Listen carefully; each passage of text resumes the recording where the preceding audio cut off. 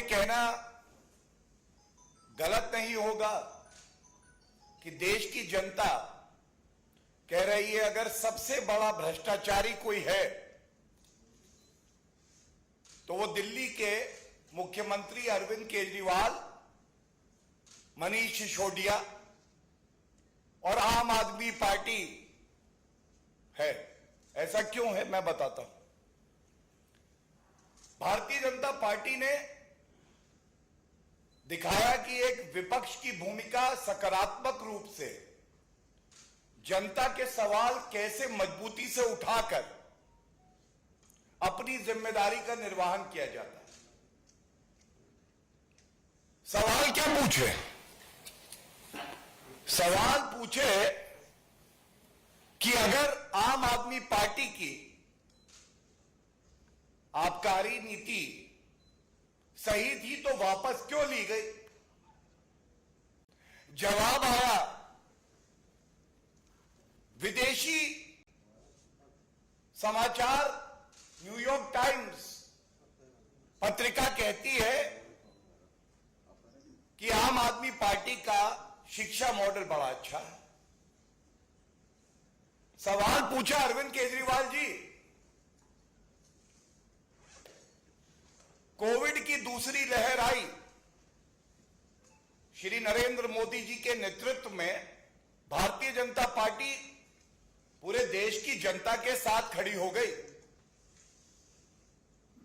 दवाई सुनिश्चित करी,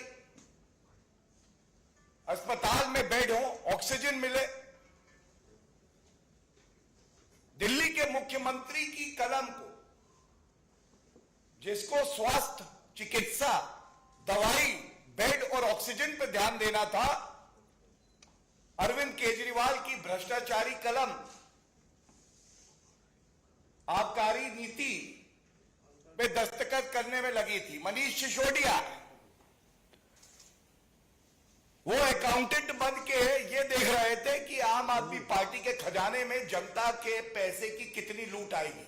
ब्लास्ट हो रहा है, मेरे तो बहुत कम आ रहे हैं। और एक बात कहना गलत नहीं होगा, इनका बीच में ब्लास्ट हो रहा है। आज भारत की जनता कह रही है आप नहीं पाप है, भ्रष्टाचारियों का बाप है और जनता के लिए अभिशाप है। सर ऑडियो खराब है सर। ऑडियो ठीक है? बहुत डिस्टर्बेंस है सर पूरी ऑडियो में। ऑडियो ठीक है? अरे भाई उसका माइक से क्या सुनो सुनो सुनो सुनो सुनो उनको कह दो यहाँ पे कहीं जगह रोक दे दीजिए, ठीक है? इसलिए रोके, साउंड खराब आ रहा है। ऑडियो ठीक आ रहा है? कहां से शुरू करें? शुरू से सर। आज ये कहना गलत नहीं होगा, भारत की जनता कह रही है आप नहीं पाप है, भ्रष्टाचारियों का बाप जनता के लिए अभिशाप है। अरविंद केजरीवाल और मनीष सिसोदिया। आज ये सवाल पूछा जाएगा, अरविंद केजरीवाल जी का उत्तर अभी तक जो आया है, मनीष सिसोदिया जी का उत्तर आया है,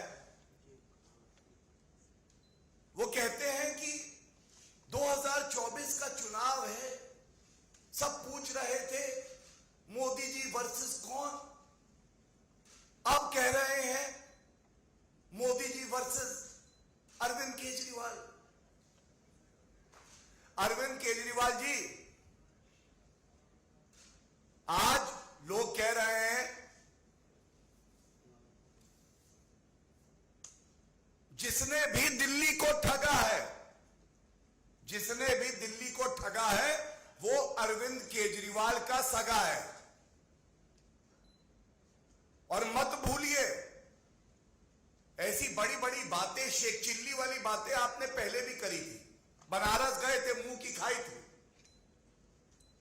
उत्तर प्रदेश में जमानत जब्त हो जाती है आपकी। उत्तराखंड, गोवा में क्या हुआ हम सब जानते हैं। आज जो सवाल पूछे जा रहे हैं, अरविंद केजरीवाल जी की नाक के नीचे भ्रष्टाचार हुआ, आपने होने कैसे दिया? जब समय था जनता के आंसू पोंछने का, तब आप घोटाला करके आबकारी नीति क्यों ला रहे थे? क्या जनता की चिंता आपको नहीं है? केवल रुपया कमाना, लूट खसोट करना, भ्रष्टाचार फैलाना आपका मकसद है, इसलिए आप राजनीति में आए थे। और इसका उत्तर ना न्यूयॉर्क टाइम्स का वो आर्टिकल हो सकता है, इसका उत्तर ना राजनीतिक द्वेष की बात करना हो सकता है, इसका उत्तर सब लोग मुझसे डरे हुए हैं। अरविंद केजरीवाल जी, आपसे कोई डरा हुआ नहीं। जैसे जैसे खुल रही है कड़ी, पास आ रही है आपके हथकड़ी। ये जो कड़ियां खुल रही हैं, सब जानते हैं कि आप कितने घबराए हुए हैं। ये वही अरविंद केजरीवाल है जो रोज सुबह शाम टैक्स पेयर के रुपए से इश्तिहार देते थे, टीवी पे बैठते थे, और आज जनता ने 3 सवाल क्या पूछ लिए? 3 सवाल, और आपकी नींव पूरी तरह से खिसक गई। आपकी स्वघोषित ईमानदारी की इमारत ढह गई। मैं पुनः एक बात कहूंगा, अरविंद केजरीवाल जी, आपको जनता को जवाब देना चाहिए। आपने प्रथम दृष्टया भ्रष्टाचार किया, बड़ा घोटाला किया, यह आपत्तिजनक है, चिंताजनक है। लेकिन सवाल मैं नैतिकता का उठाता हूं। दिल्ली वासियों की जान इसलिए गई क्योंकि जब दिल्ली के मुख्यमंत्री को कोविड की दूसरी लहर में यह सुनिश्चित करना था कि दवाई मिले, बेड मिले, ऑक्सीजन मिले, तब आप ठेकेदारों से मिलकर यह तय कर रहे थे कि वो कितनी कमाई करेंगे और आपके पास वापस कितना आएगा। यह राजनीतिक नैतिकता का प्रश्न है। दिल्ली में शराब कुछ दिन ना बिकती, चल जाता, लेकिन आम आदमी को उसकी सांसें मिल जाती, यह जरूरी था, यह कर्तव्य था आपका। संविधान की शपथ इस बात की ली थी। इसके साथ मैं देखता हूं बार बार प्रेस कॉन्फ्रेंस हो रही है, और बहुत दुख हुआ मैंने जब मनीष सिसोदिया जी की प्रेस कॉन्फ्रेंस देखी और उन्होंने कहा भारतीय जनता पार्टी वाले कह रहे हैं हजारों करोड़ रुपए का घोटाला हुआ है, लेकिन एफआईआर कह रही है केवल 1 करोड़ का घोटाला है। आप इनकी नीयत और सोच देखिए।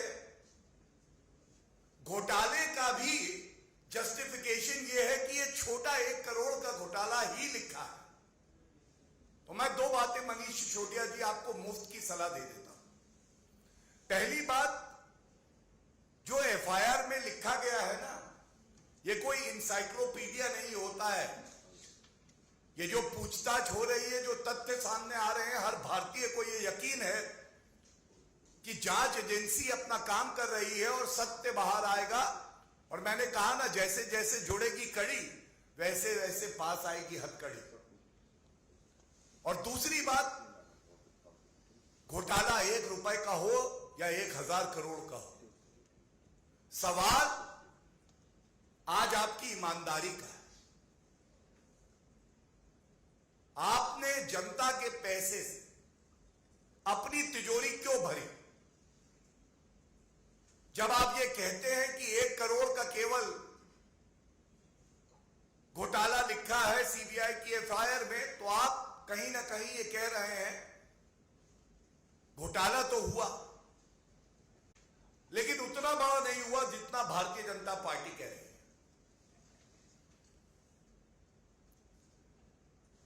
और राजनीति में ईमानदारी, विश्वसनीयता, यह आधारशिला है। जो रिश्ता एक नेता का जनता के साथ होता है, जिसका उदाहरण आदरणीय प्रधानमंत्री श्री नरेंद्र मोदी जी हैं, हमारी पार्टी के राष्ट्रीय अध्यक्ष श्री जेपी नड्डा जी। आपने उस विश्वसनीयता को तोड़ा है, इसलिए यह सवाल पूछे जा रहे हैं।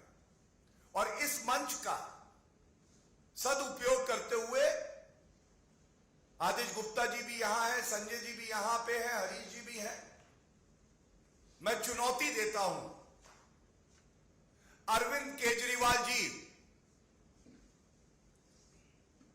अगर आप में थोड़ी सी नैतिकता बची है, 24 घंटे के अंदर,